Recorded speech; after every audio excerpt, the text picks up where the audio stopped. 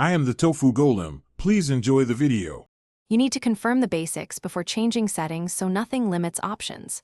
Start by checking cable type, HDMI, DisplayPort, or DVI, and any adapter, because bandwidth affects max resolution. Next, open Device Manager or System Settings to identify your display adapter. Write down the model. Then, download and install the latest graphics driver from the manufacturer. This restores missing resolutions. Once done, reboot the computer and plug the monitor into the primary port so you can proceed to resolution changes. Now you change the resolution and refine the display so it looks correct. Open Display Settings and select the target monitor. Choose the recommended or native resolution first because that preserves pixel clarity.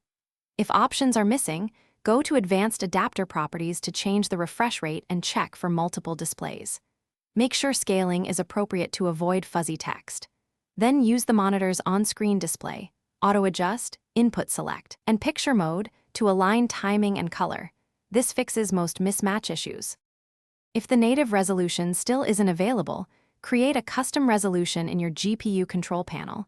Enter exact horizontal/vertical pixels and a safe refresh rate, because monitors reject unsupported timings.